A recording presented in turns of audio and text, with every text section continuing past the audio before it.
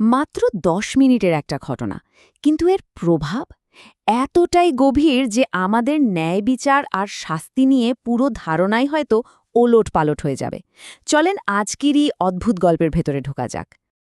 গল্পটা শুরুই হচ্ছে একটা দারুণ লাইন দিয়ে। কখনো কখনো জীবন মানুষকে খুব কঠিনভাবে শিক্ষা দেয়। আর এটা কিন্তু শুধু কথার কথা না, এটা আসলে সামনে কি হতে চলেছে তারই একটা ছোট্ট ইঙ্গিত। জীবন যে কতটা ভয়ঙ্কর শিক্ষক হতে পারে সেটাই আমরা দেখব। তো কি ঘটেছিল সেদিন? চলুন একদম শুরু থেকে দেখি। জায়গাটা ছিল একটা খুব সাধারণ ভিড়ে ঠাসা ট্রেন প্ল্যাটফর্ম। একটু কল্পনা করার চেষ্টা করুন, ট্রেনটা ছাড়বে ছাড়বে করছে, হুইসেল বাজছে, মানুষ দৌড়াদৌড়ি করছে, আর এই সব কিছুর মধ্যে ভিড়ের মধ্যে মিশে গিয়ে একজন কিন্তু একটা সুযোগের অপেক্ষায় আছে। আর সুযোগটা সে পেয়েও গেল। চোখের পলকে ট্রেনের জানালা দিয়ে হাত ঢুকিয়ে একজনের মোবাইল ফোন নিয়ে নিল। এই ধরনের ঘটনা তো এমন ভিড়ে প্রায়ই ঘটে, তাই না? একটা খুব সাধারণ চিন্তাই, কিন্তু সব কাজেরই তো একটা ফল থাকে, তাই না? আর একজন যাত্রী, বেশ সতর্ক ছিলেন তিনি, পুরো ব্যাপারটা দেখে ফেললেন, আর এক মুহূর্ত দেরি না করে ভেতর থেকে চোরের হাতটা খপ করে ধরে ফেললেন। ব্যাস, একজন ধরতেই দেখতে দেখতে আরও কয়েকজন যাত্রী এসে হাত লাগালো। সবাই মিলে এমনভাবে হাতটা চেপে ধরল যে চোরের আর পালানোর কোনো রাস্তাই রইল না। এই পর্যন্ত তো বেশ স্বাভাবিকই মনে হচ্ছে, তাই না? চোর ধরা পড়েছে। কিন্তু আসল গল্পটা শুরু হচ্ছে এখন থেকে, কারণ এটা কোনো সাধারণ শাস্তির ঘটনা না, বরং এক অদ্ভুত শাস্তির শুরু। আর ঠিক সেই মুহূর্তেই ট্রেনটা চলতে শুরু করল। ভাবুন একবার অবস্থাটা, ট্রেন চলছে আর যাত্রীরা কিন্তু হাতটা ছাড়ল না।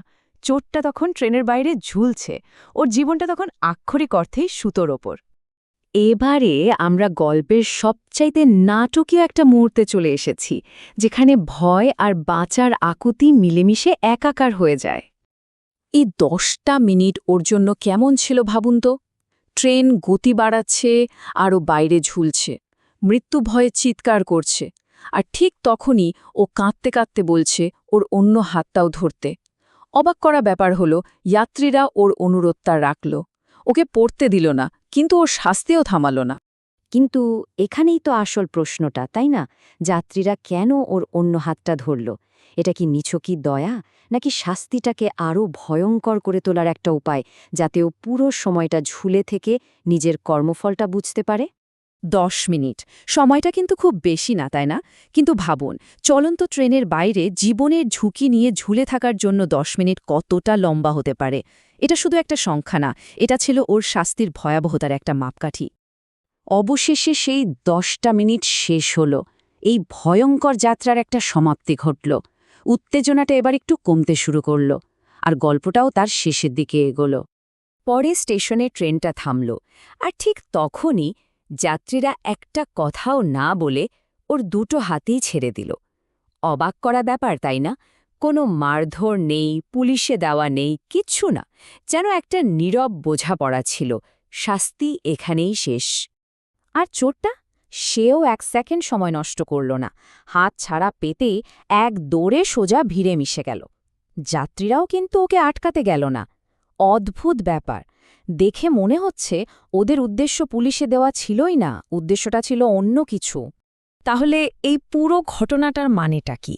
এই গল্পটা আসলে শাস্তি নিয়ে আমাদের কি বোঝাতে চায়? গল্পটা আমাদের এটাই বলে যে মারধর বা জেল জরিমানার থেকেও বড় শাস্তি হতে পারে ভয়। ওই ১০টা মিনিট চলন্ত ট্রেনের বাইরে ঝুলে থেকে মৃত্যুর সঙ্গে যে লড়াই, সেটাই ছিল হয়তো ওর জীবনের সবচাইতে বড় শিক্ষা। কিন্তু এই গল্পটা আমাদের কোনো সহজ উত্তর দিয়ে যায় না, বরং কয়েকটা খুব কঠিন প্রশ্ন রেখে যায়।